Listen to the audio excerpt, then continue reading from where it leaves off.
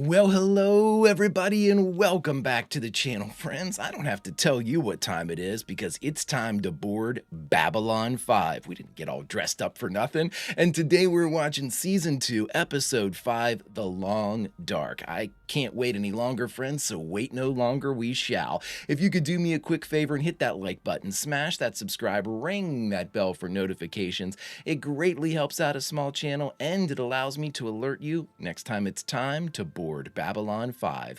And of course, if there's anything that we do that you would like earlier in its full-length format, the link to our Patreon is in the description. And if you're not a fan of Patreon, consider sticking with us here on YouTube memberships. You'll get all of our episodes about a day early, plus any bonus episodes we come up with.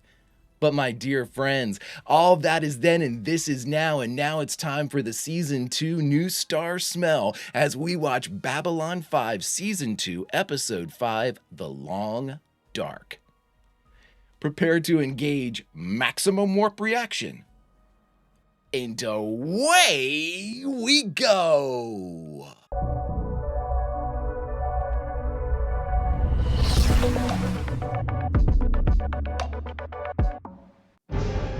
Right into it. Right into it. What is this? Alien? Not exactly. This is the Copernicus. We come in peace. This is the Copernicus. We come in peace. Copernicus. I'm assuming that's English then, right? Or is there a translator? I need some ozons.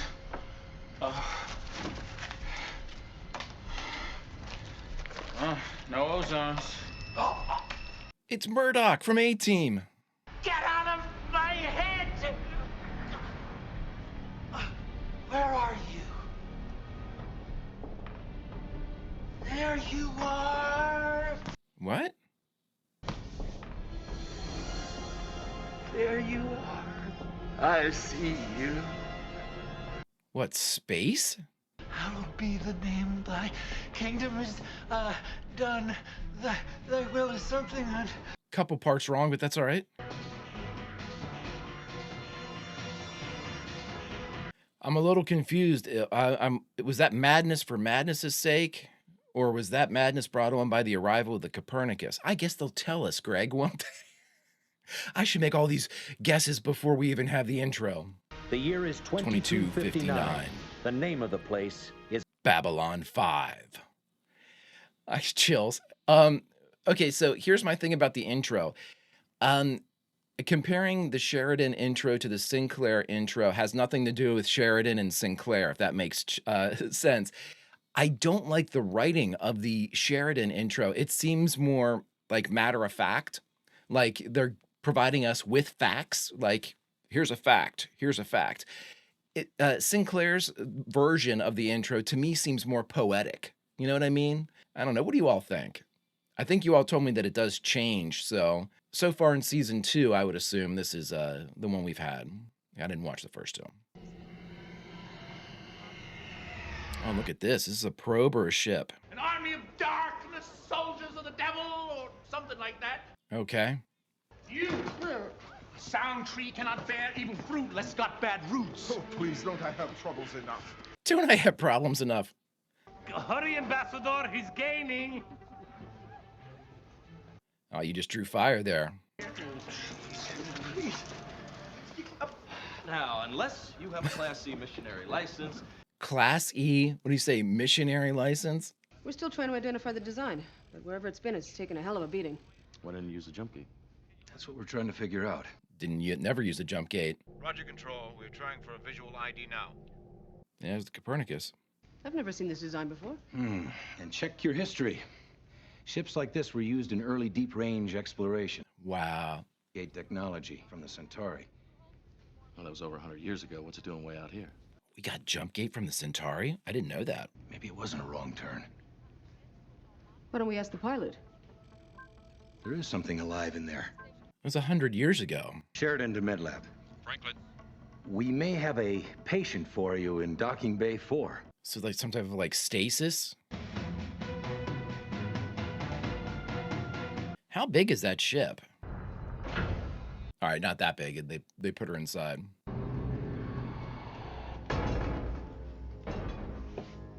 Also, that's either the cut of Mike's outfit or Jerry lost some weight. Well, let's see if anybody's home. No. This one's dead. I've got life signs in this one right here. Should probably have like masks on or something. Her signal's weakening. Why? Opening the ship must have triggered something. We're gonna have to get her back to med lab or we'll lose her. Like an awakening procedure? This is crazy. So she's at least 100 years old, or has been in there for 100 years. I'm not sure her exact age. The hell? Still flatline. The cardiac stimulator. Ready. Yeah. Don't move! Well, that's gonna suck if they get her back here and she dies. To the walls! Get to the walls! Damn lurkers. We had to space all of them. Jesus, dude. Were you in the war? No, I missed it. He didn't. How do you know? Incoming! He didn't. Yeah, so tone down the spacing, all these people, dude. See that little light on Susan's wrist? Yeah, it is a light. That's cool. They've had them before, but that was like the best shot I've seen of it. Good shot. You all right? I think the answer is no. What did I do this time? You don't remember? Well, I found that life is, in general, much easier if I forget. You were standing in the middle of the plaza yelling that the day of judgment was coming. Did it? Not that I know, but I may have missed a staff meeting.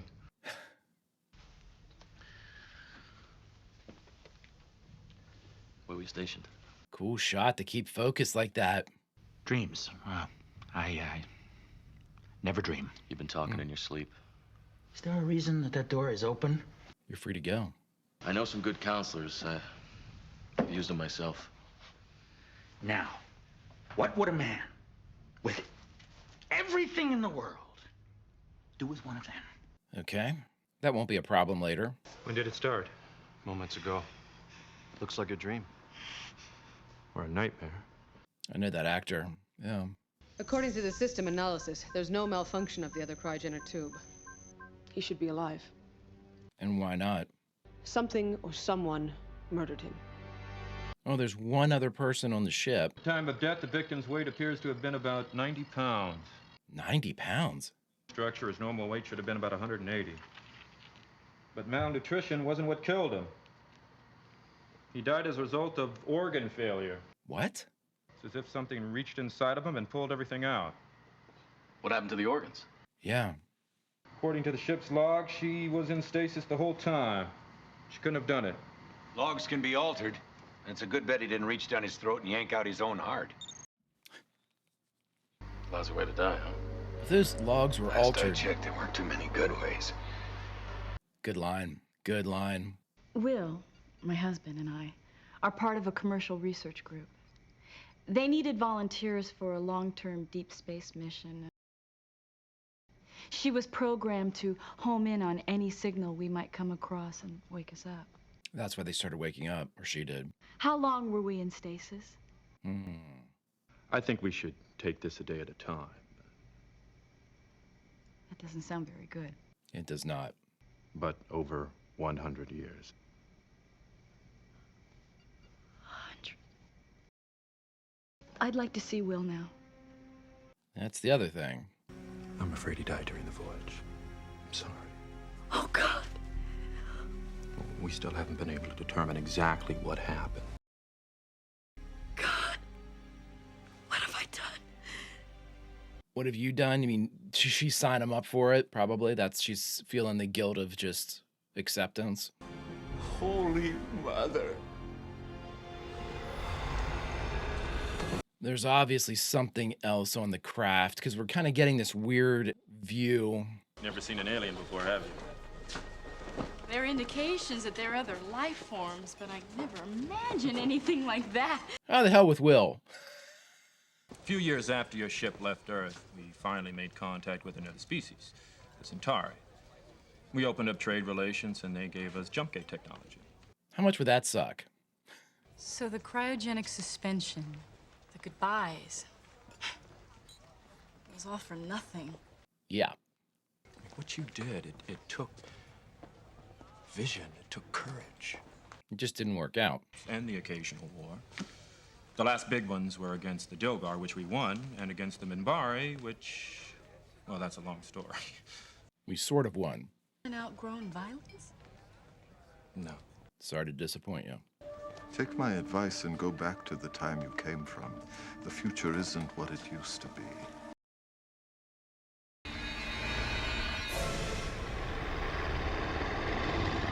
Is she a telepath? Passed out. Where am I? My quarters. That's a little unprofessional, Doc, but okay. What are you saying? He didn't just die.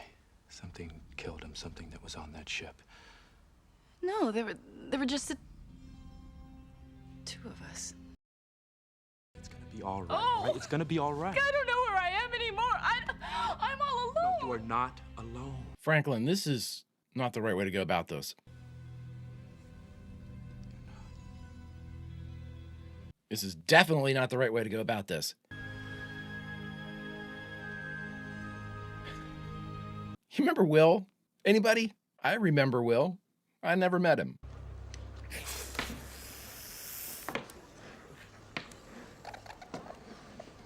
You want to knock that thing out, man? You're all gonna die! Oh, he's back. It came off that ship from the past. I followed it. You're sure of that? Yes. I saw it do the same thing during the war. Explain yourself, man. Yeah, see, here's the view that we're getting. This episode's all over the place, man. I arrested a lurker named Amos who was stationed on a deep space listening post during the war. 47 men landed on that moon. All of them were slaughtered except one. Amos thinks what wiped out his post came here on the Copernicus. No, we ran a thorough scan on that ship. If there was an alien on board, we would have found it. Did you run it on her? I traced the ship's path. It passed within the gravitational pull of the same moon that Amos was stationed on. Really? She's in pain, and I'm helping her, that's all. I want a watch put on her 24 hours a day. Yep. Word of this murder has spread among the alien community. The non-aligned worlds have asked for a council meeting to discuss the possibility that something came aboard this station from that ship. Hear how he said council meeting? Council meeting.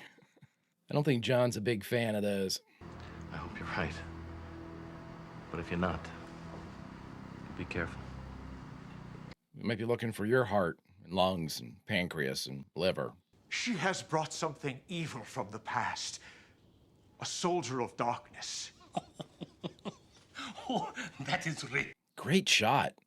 They work through others, use others. When the darkness was defeated long ago, they scattered. Here we go. Here we go. Now, the Dark Hand is reaching out and recalling them from their sleep. I believe we should consider what he is saying. Why am I not surprised? More of your superstition.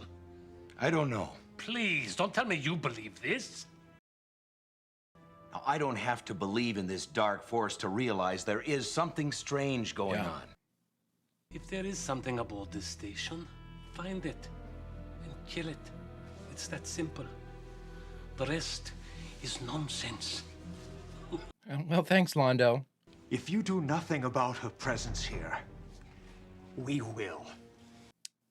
Elaborate. I don't like threats. Whew.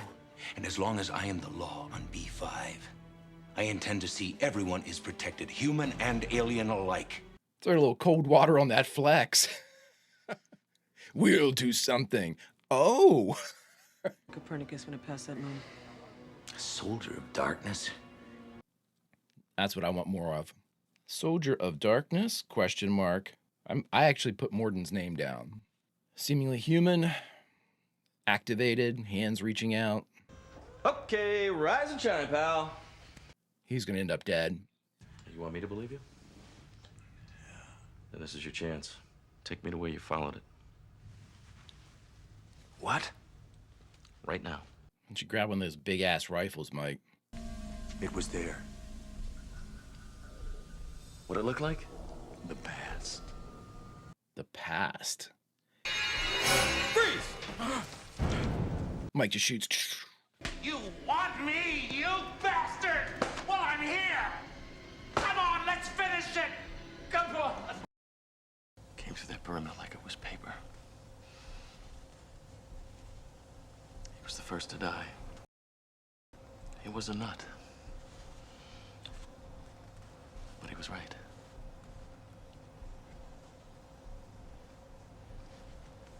I believe you. As explains Mike's acceptance of this guy's story. Tell me about the listening post. What'd you hear and see? They set up camp in old ruins of some kind. As far as we knew, it was a dead world. Out along the rim? It came right through the walls. Like a hot wind. First man died. Just meters from me. Never even screamed. It looked like it had come straight from hell. How did you survive? I didn't. Yeah, he didn't. A part of me is still inside that thing. I can feel it. But nobody ever believed me. Until now. This feeling, can it lead you to it? Some really good scene work here. You're calling me. I think maybe we have some unfinished business between us. Amos! Amos, you gotta stop, bud. Amos! Mike, you could have caught up to him, bud. He has literally like 4 steps ahead of you. It's all I have now. This, my memories, and you. Or maybe I'm assuming more than I should. Before we left Earth, Will and I must have split up half a dozen times. After a while... Then why did you do this? Maybe it's just as well Will never woke up. I don't think he would have liked this world. Raya. What kind of hell did he go through before he died, though? If Amos is to be believed. On this station and has taken another life. Now I need to know everything that you know. Yeah, what do you remember? And I think it was using me to stay alive until it could find more food. Babylon 5. Yeah, but I mean, what did it take from her, though? Yeah, Mike's lost a ton of weight. Either that or they broadened his shoulders, too. Like the cut of his uniform. Amos may not be sure of much, but he is sure of one thing. That post was not attacked by the Minbari. He said it was as if hell had been let loose. So that he could feel its presence on the station. Some kind of symbiosis. It may be. Well, can Mariah feel it? Well, if what happened on that listening post is happening here, we're not going to have to go looking for it. It'll find us. Let's just make sure we're ready for it. It says it can go through walls like a hot wind. Probably stop letting people on board station until we figure this out, too. Can you find this thing? I mean, can you feel where it is? I think so. I can try. Provided her doctor comes along. Okay, Doc. Sheridan to Franklin. I tried him, he's not answering. I'd say they found it. Break out heavy weapons, have a security detail meet us down there. That's it. Oh, jeez. I keep these on the bridge.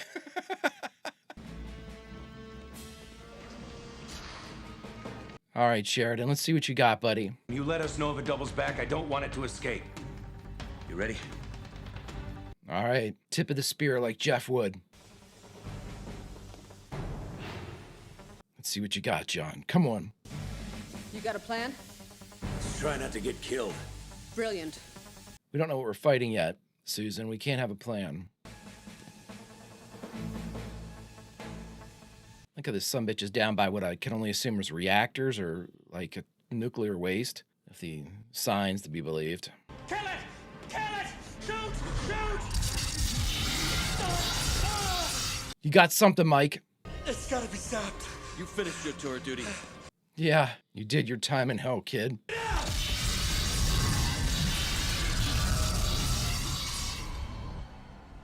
There's no way. It knows I'm here and it's waiting for me. Bring it out again, man. Ivanova, you got a fix on my position? Confirmed. On our way. No, negative. Triangulate your fire and stand by. I want to set up a kill zone, point blank. There we go. It won't work. It's too smart for that. It can smell a trap. It can wait. You got to be the bait, Amos. No more dreams. Let's end it. Amos, get clear! Amos! What is it? It's got horns. Humanoid. It's got horns on it, though. We got it, Amos. We got it. No more bad dreams. It's over. How's he? What about Mariah? You sure he's gonna be okay? He's just banged up. I gave him something to help him sleep. All he wanted was to be set free, to forget. What about So, you? what about you? Yeah. What about me? Well, you're gonna need a place to stay, and this is as good a place as any. I can help. Jesus, Franklin.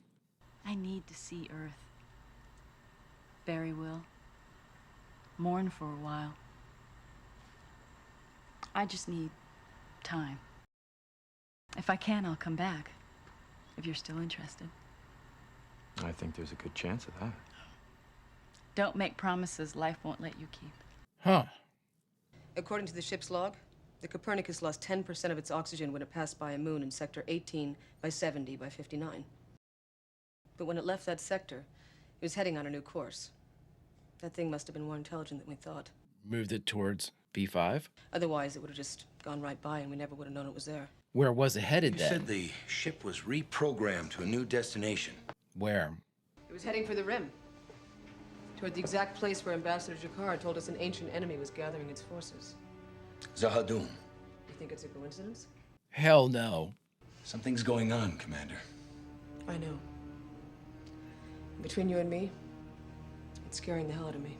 They're waking up. They're marshaling their forces. What do you got for us, Jakar? There it is. Horns. Oh, shit.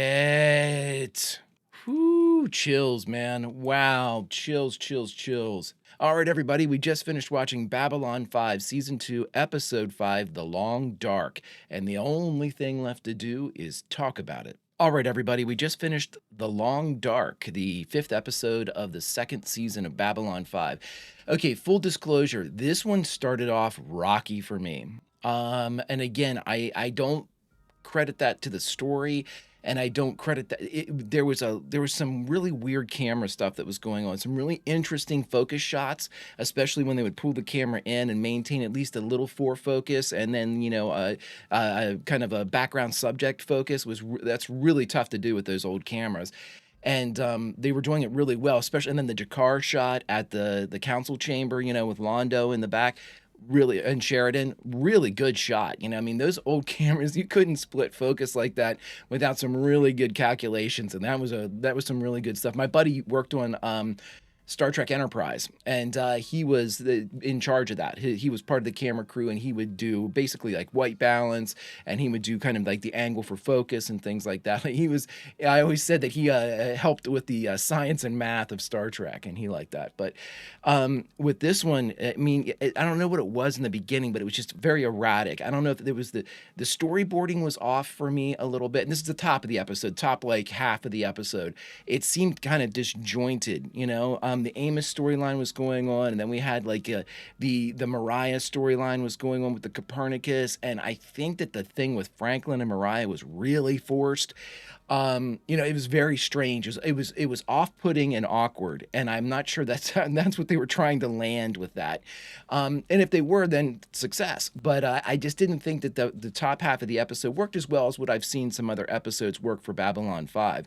And that's by no means me throwing shade or anything like that. But, comparatively speaking, I'm not going to compare Babylon 5 really to anything else other than Babylon 5 at this point.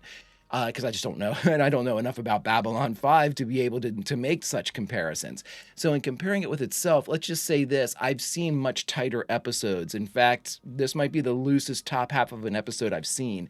And again, was it awful? Absolutely not. By the standards of B5, it was noticeable. Maybe that's the best way to say it. Now, the back half, when we got into, the darkness, and Amos kind of described what was going on, and then we learned more about this creature waking up and then wanting to catch a ride, and seemingly point the Copernicus towards the rim. That's why I was initially saying whenever said they were on the moon, I'm like, was that out at the rim? Because Morden was talking about it, we have Londo, anything that you see out on the rim. Jakar was saying that's the problems, repopulated planets. And when they said they were on a ruins on the moon, I thought, oh my God, is this one of their places? Which I still suspect that it is, maybe some type of outpost or something like that. And these ruins were where this creature had kind of whatever. But okay, so here's what begs the question for me. We're trying to profile the enemy at this point. We have precious little to go on. I mean, very, very little in the way of, any type of no facts at this point that we can pull away from it, that I feel confident in calling a fact. But we do have a lot of nebulous details. Let's say that. Let's go through a couple of them. So for the enemy, we know a couple things that are at least they skew farther towards the truth than they do towards, a wish, or a guess or something like that. So whenever we had like Jakar and the mentioning of the rim, we know that there is a mustering of forces at the rim. We know that there are previously abandoned planets that are now repopulated. Now, here's where this shit comes in for me. That's what pinged for me during the episode, and especially at the end when they kind of folded everything back in. You're talking about these planets that Jakar said, nobody was there. And then now they seem to be, filled with life and populated and all this shit. Had to run for my life when we were out there.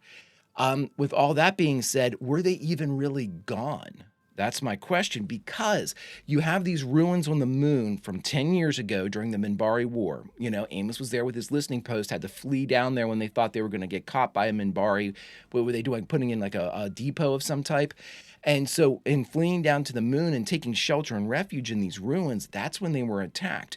However, they couldn't see the thing. We couldn't see the thing as it was on Babylon 5. It was cloaked or invisible or something. However, whenever it was attacked, it had a shape. We saw that same shape or a similar shape in Jakar's readings in his presumably holy texts when he was looking through there and saw that kind of silhouette, that black and white silhouette. So if they turn invisible, and are still obviously able to interact with the rest of the world around them as this creature was, then who's to say that those planets out on the rim were ever unpopulated? You just might look down and see ruins and nothing and think, oh, there's nothing there.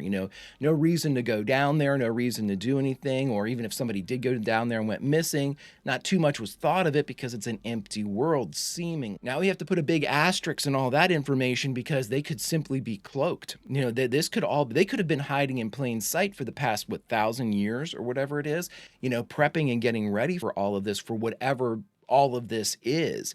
But for whatever reason now, that one idea that the worlds were abandoned is now very, very suspect. In addition to that, we did see Morden talking to kind of cloaked figures. They looked a little different than this one though, because like you would get kind of a flash of like a silhouette or a body shape whenever Morden was talking.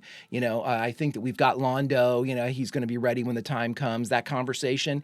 But when they flash, they almost look like, I want to call them driders from D&D, where they have like spider or arachnid like bottoms to them. You couldn't really tell what the top half of them looked like. They're like centaurs, but spiders.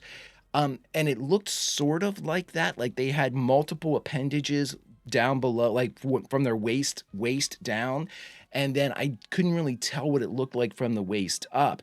It definitely didn't bear a resemblance too much, other than being cloaked, to the thing they just killed. The thing they just killed seemed to be way bigger. It had a definite kind of like biped type of look to it, with two identifiable legs. It looked like two arms and horns coming off of its head.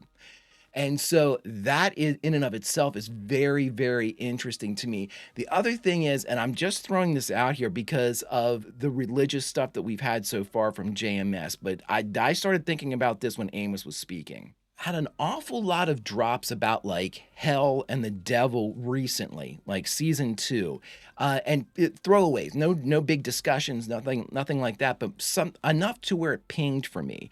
And then we see this entity that is horned, which is a very stereotypical representation of what would be considered, Satan, the devil, or whatnot.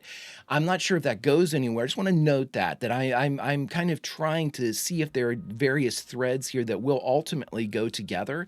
And if that's the case, then that opens up a much wider kind of discovery window for how we want to look at certain things here.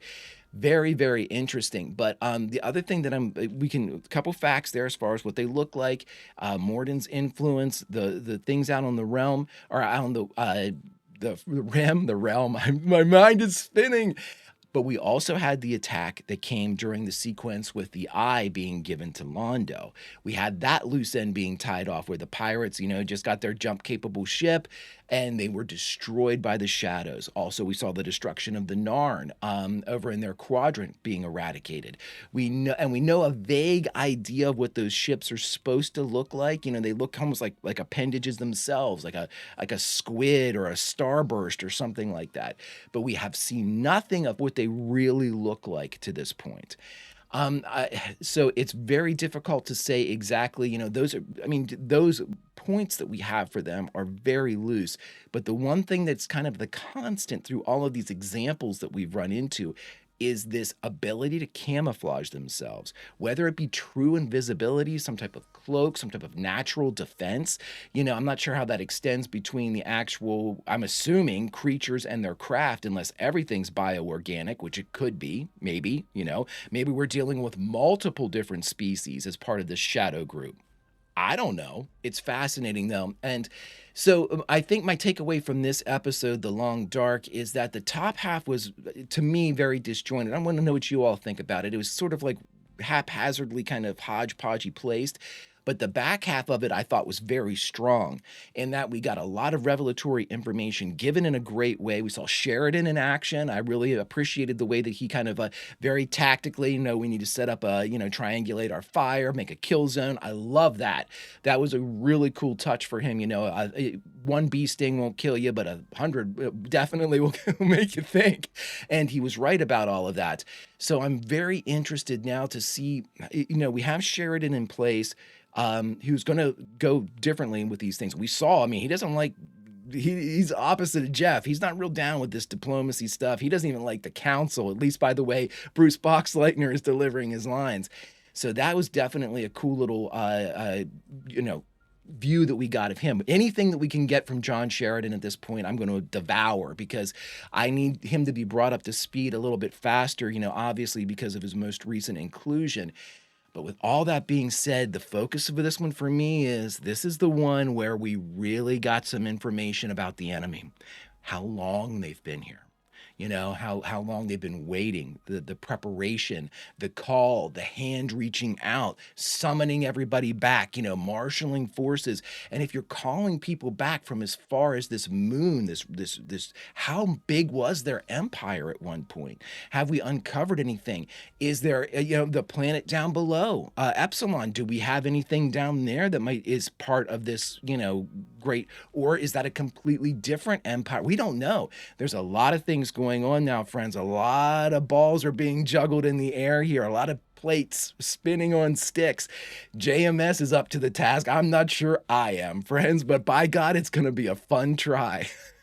If you could do me a favor, hit that like button, smash that subscribe, ring that bell for notifications. It greatly helps out a small channel, and it allows me to alert you next time it's time to board Babylon 5. And of course, if there's anything that we do that you would like early or in its full-length format, the link to our Patreon is in the description.